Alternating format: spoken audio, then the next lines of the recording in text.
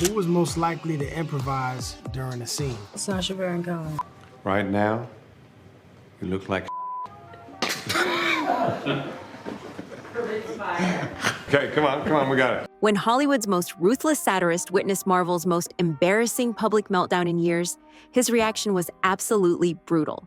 Sacha Baron Cohen, the man who's made a career out of exposing uncomfortable truths and making powerful people squirm, allegedly couldn't contain himself when he saw Dominique Thorne's spectacular fall from grace play out in real time. Sources close to the comedian claim he was genuinely shocked by how catastrophically the Ironheart situation spiraled, especially considering he's actually in the show himself as Mephisto, giving him insider knowledge that makes his perspective devastating. What started as industry gossip quickly became something darker when Baron Cohen reportedly witnessed firsthand how badly things could go wrong when Hollywood's diversity initiatives collide with brutal public opinion. The timing couldn't have been worse, with The Simpsons delivering what many consider the most savage celebrity roast in recent memory. And according to insiders, Baron Cohen's response was both hilarious and absolutely devastating. Before we dive into Baron Cohen's alleged reaction, let's understand the complete disaster he was responding to, because Ironheart's failure was unlike anything Marvel had experienced before. Dominique Thorne was supposed to be Marvel's next big thing, the actress who would carry the Iron legacy into a new generation. But critics immediately tore apart her performance as lifeless and wooden, completely lacking the charisma necessary to anchor a major franchise. The show itself became a lightning rod for controversy, with fans calling it one of the worst executed ideas in MCU history, citing terrible writing, boring action sequences, and Thorne's inability to carry the emotional weight of the character. What made things worse was how desperately Marvel had pushed the show in marketing, spending millions positioning Thorne as Robert Downey Jr.'s successor, only to watch it crumble when audiences rejected the entire premise. I don't understand why she's frustrated. That's how I feel watching her interviews. How do you feel about the impact that she's having on young Black girls? And I'm going to be completely honest, on Black women. You know, this is yet another area that's getting vibrant. It's getting full in the way that it should. Social media exploded with brutal memes mocking Thorne's emotionless delivery, with hashtags like Ironheart flop and recast Riri trending worldwide as fans demanded Marvel acknowledge their mistake. The backlash was so severe that most viewers didn't finish the season, creating a PR nightmare Disney struggled to contain. Then came the moment that allegedly sent Baron Cohen into uncontrollable fits of laughter. The Simpsons delivered their infamous parody that turned Thorne into a cultural punchline overnight and destroyed any remaining credibility she might have had. For over 30 years, The Simpsons has been Hollywood's unofficial court of public opinion, and when they decided to roast Ironheart, they didn't hold back one bit, delivering what many consider the most brutal celebrity takedown in the show's legendary history. The parody featured a character clearly meant to represent Ironheart, boasting about being a genius hero while being painfully boring to watch, with Bart delivering the absolutely killing blow by deadpanning. They replaced Iron Man with this? In a way that perfectly captured what millions of disappointed fans were thinking. The episode went viral instantly, racking up millions of views and shares across every social media platform, with fans calling it the most accurate and devastating review of Ironheart ever created. And even hardcore Marvel defenders had to admit the parody was devastatingly on point and impossible to argue against. What made it even more brutal and humiliating was how the cartoon version somehow had more personality, emotional range, and screen presence than Thorne's actual performance, turning her into the butt of every online joke practically overnight. Sources claim Baron Cohen was particularly impressed by how efficiently The Simpsons writers destroyed months of expensive Marvel marketing with just a few minutes of perfectly crafted animation. One major development going on now involves more to do with Dominique Thorne going off at the fans yet again in the midst of the Ironheart ratings disaster.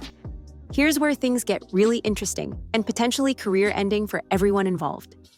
Baron Cohen isn't just some outside observer making jokes about Marvel's failures. He's literally in the Ironheart show himself, playing Mephisto, which gives him a front row seat to this entire disaster and access to inside information that makes his perspective absolutely devastating. Industry insiders suggest that Baron Cohen witnessed firsthand the behind-the-scenes chaos, poor decision-making, and corporate dysfunction that led to Ironheart's very public humiliation. From questionable creative decisions made in boardrooms, to the immense pressure Marvel put on Thorne to be something she clearly wasn't ready for or capable of handling. As someone who's made a career out of exposing the absurdity of powerful institutions and revealing how they operate behind closed doors, Baron Cohen allegedly found the whole situation fascinating from a sociological perspective, watching how corporate desperation and identity politics collided with brutal public rejection and unforgiving internet culture. His alleged comments about the situation reportedly focused on how Marvel's boardroom decisions created an impossible situation for Thorne, setting her up for inevitable failure while simultaneously expecting her to carry an entire franchise worth billions of dollars without proper preparation or support. What really got to him, according to multiple sources, was witnessing how quickly the industry machine turned on Thorne once the public backlash became too intense to ignore, abandoning her completely when she needed support most. If you're enjoying these behind-the-scenes Hollywood insights that most people never hear about, hit that like button and subscribe, because there's always more industry drama happening than what makes it to the headlines. That is all ego. You would never find me with an ego like that, not with my fallopian tubes. Comes to the numbers. Spoiler alert, kind of exactly what we expect. Ironheart ratings in the gutter. For someone like Baron Cohen, who built his career on satirizing public figures through characters like Borat and Ali G, watching Thorne destroyed by The Simpsons was both hilarious and deeply ironic. Sources claim he was particularly impressed by how efficiently the parody captured everything wrong with Ironheart in just minutes, something he respected as a masterclass in comedic timing and cultural criticism. As the creator of some of entertainment's most controversial satirical characters, Baron Cohen understands how devastating parody can be when it hits perfectly, and he allegedly admitted The Simpsons writers had delivered a surgical strike that would be impossible for Thorne to recover from. What made it even more interesting was how the parody didn't just mock Thorne's wooden performance, but the entire corporate machinery behind Ironheart, something Baron Cohen has targeted throughout his career. Industry insiders suggest he found the whole situation to be a perfect example of how authentic comedic criticism can cut through millions of dollars in marketing spin, exposing the truth everyone was thinking but afraid to say. But what allegedly sent Baron Cohen over the edge and into complete disbelief was Thorne's absolutely disastrous public response to The Simpsons parody, which turned a bad situation into an absolute catastrophe that even seasoned Hollywood veterans couldn't believe they were witnessing in real time.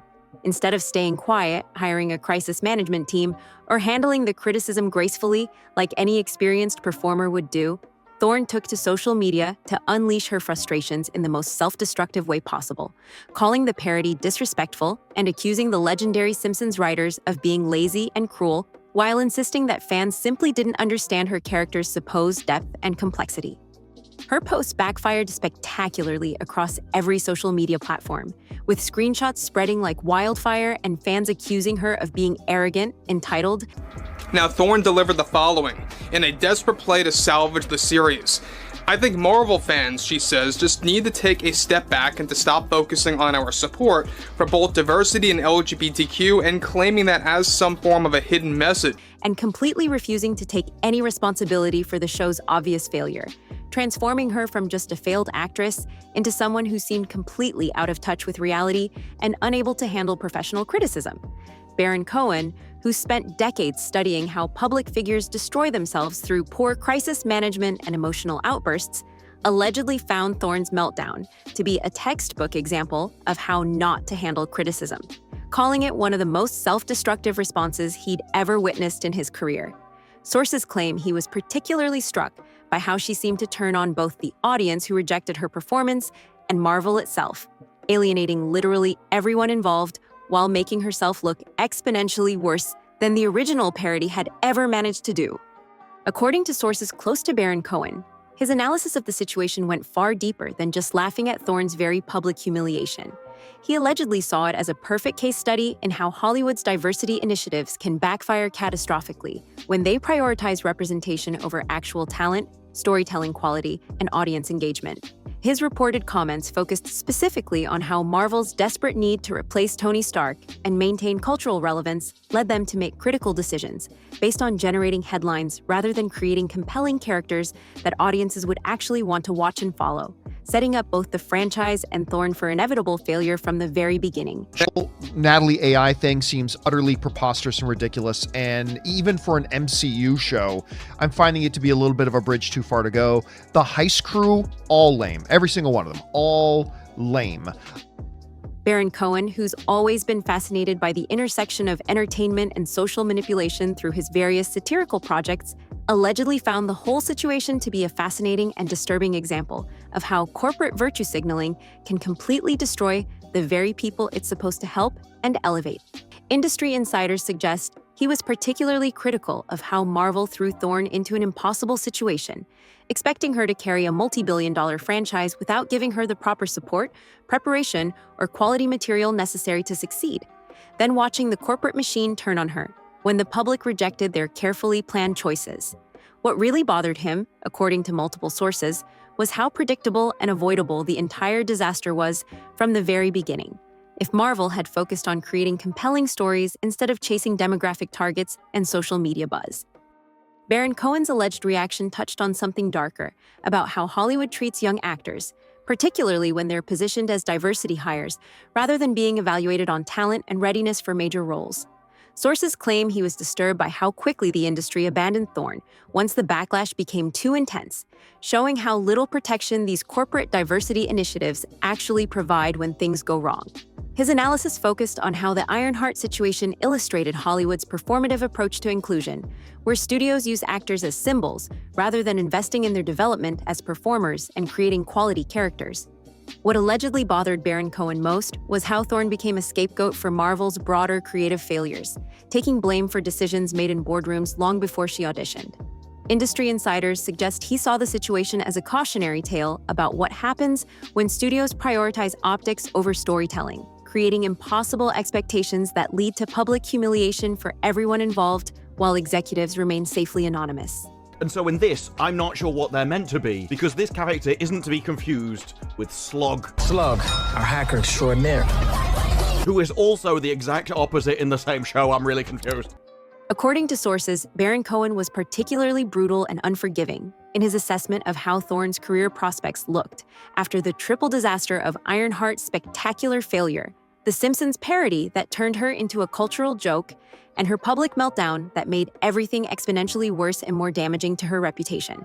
His alleged comments focused specifically on how Hollywood's notoriously unforgiving nature means that actors associated with high-profile flops rarely get meaningful second chances, especially when they're perceived as difficult, entitled, or unable to handle pressure based on their public responses to professional criticism. Baron Cohen, who understands better than most how quickly public opinion can destroy careers and make people completely unemployable in the entertainment industry, reportedly predicted that Thorne would struggle significantly to find any meaningful work after becoming permanently associated with one of Marvel's most embarrassing failures.